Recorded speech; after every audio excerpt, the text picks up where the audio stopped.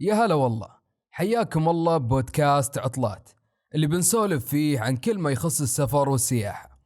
اليوم موضوعنا عن أفضل وقت للسفر وكيف تختارون الموسم المثالي لوجهتكم. بناخذكم بجولة نوضح فيها أهم النقاط اللي لازم تركزون عليها عشان تختارون التوقيت الصح لسفرتكم.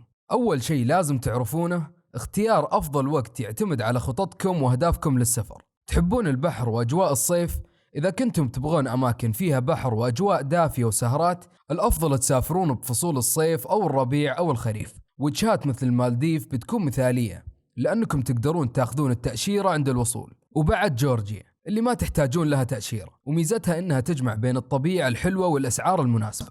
ولا تبغون أجواء شتوية وثلوج؟ إذا كنتم تدورون على الثلج، فصل الشتاء هو الخيار الأمثل. وحابين تعرفون أفضل وجهات شتوية لعام 2025؟ تابعوا حلقتنا السابقة، فيها كل التفاصيل عن الدول الأنسب من حيث الأنشطة والأسعار وسهولة السفر.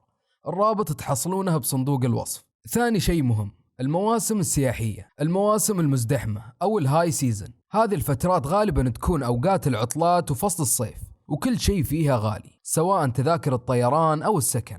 عندكم المواسم الهادية أو اللو سيزن، إذا تحبون السفر بدون زحمة وتوفرون بتكاليفكم، اختاروا الفترات الهادية، بس تأكدوا أن الأنشطة اللي تبغونها متوفرة وقتها. وعندكم المواسم المتوسطة أو الشولدر سيزن، هذه أفضل أوقات السفر، يكون فيها التوازن بين الأسعار وعدد السياح، وتقدرون تستمتعون بكل الأنشطة بدون ما تضغطون ميزانيتكم. نعطيكم مثال عملي، لو خططتم تسافرون مكان فيه بحر مثل المالديف، شهر مايو إلى أكتوبر بيكون مثالي، لأن الجو دافي والزحمة أقل وأسعار الفنادق تكون أرخص. أما إذا كنتوا تبغون وجهة محددة وما يهمكم الطقس، مثل جنوب شرق آسيا، تايلاند أو بالي، انتبهوا من مواسم الأمطار. في تايلاند يبدأ موسم المطر من مايو إلى أكتوبر، وفي بالي من مارس إلى نوفمبر. وبعد انتبهوا من المناسبات الخاصة بكل بلد، زي تركيا موسم العيدين الفطر والأضحى بيكون زحمة بشكل مو طبيعي، والأسعار ترتفع بشكل كبير.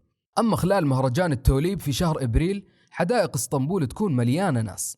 وإذا سفرتكم بهدف محدد مثل مشاهدة الشفق القطبي، لازم تخططون على حسب أفضل توقيت. مثلا في النرويج من نوفمبر إلى فبراير، وفي آيسلندا من سبتمبر إلى نوفمبر.